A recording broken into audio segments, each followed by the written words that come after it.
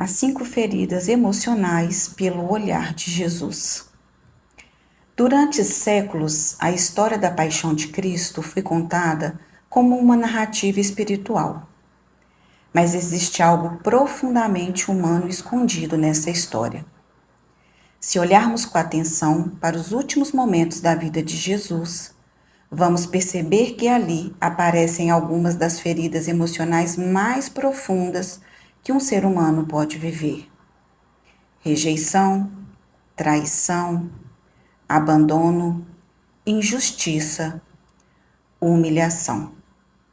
As mesmas feridas que atravessam a vida de muitas pessoas hoje. Mas o que talvez poucos tenham percebido é que tudo começa em uma noite muito específica, a noite da Santa Ceia.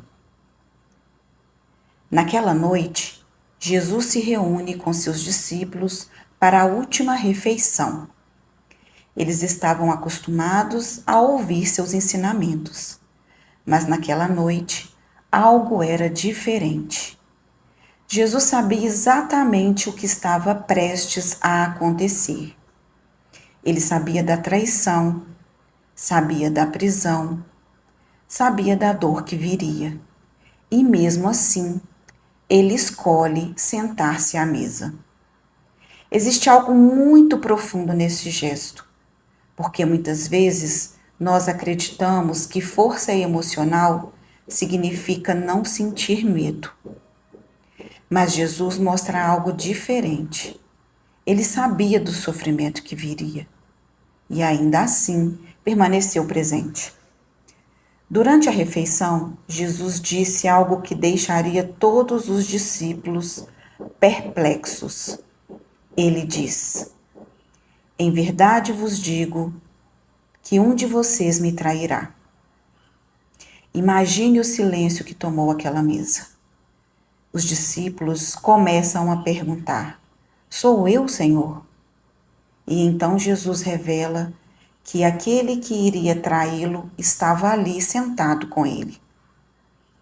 Não era um inimigo distante, era alguém que caminhava com ele todos os dias. Esse é um dos aspectos mais dolorosos da ferida da traição. Ela raramente vem de estranhos. Ela vem de pessoas que conhecem a nossa história, pessoas que sentam à nossa mesa. Mas a traição não seria a única dor naquela noite. Pedro, um dos discípulos mais próximos de Jesus, diz com total convicção: "Mesmo que todos te abandonem, eu jamais te abandonarei." Pedro acreditava sinceramente nisso, mas Jesus responde: "Antes que o galo cante, você me negará 3 vezes." Pedro não acreditava que seria capaz disso.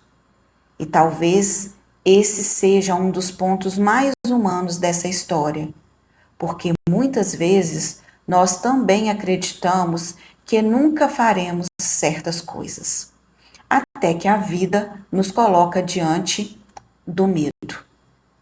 E o medo transforma nossas escolhas. Horas depois, Pedro negaria conhecer Jesus 3 vezes. Essa é a ferida da rejeição. A dor de perceber que alguém que amamos nega nossa existência. Entre todos os discípulos havia um homem chamado Judas. Ele caminhou com Jesus, ouviu seus ensinamentos, viu seus milagres, mas naquela noite ele toma uma decisão. Ele aceita entregar Jesus aos guardas. E quando chega ao Getsêmani, ele o identifica com um beijo. Um gesto que normalmente representa amor se torna o sinal da traição. Esse momento revela algo muito profundo sobre a experiência humana, porque às vezes as feridas mais dolorosas não vêm da violência, elas vêm da quebra de confiança. E o que mostra essa história? Se observarmos bem essa noite, duas feridas emocionais são sofridas por Jesus: a traição e a rejeição, e o início de um caminho de dor que ainda revelaria outras feridas.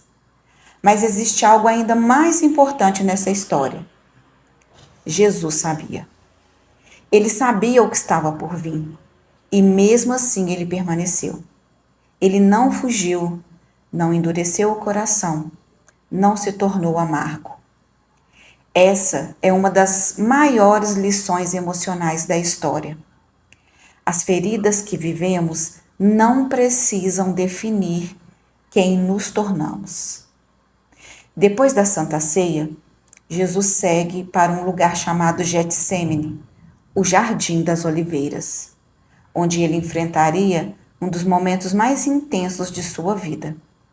Ali aparece outra ferida emocional muito profunda, a ferida do abandono. E é sobre esse momento que vamos falar no próximo episódio dessa série. E se essa reflexão fez sentido para você, acompanhe essa série.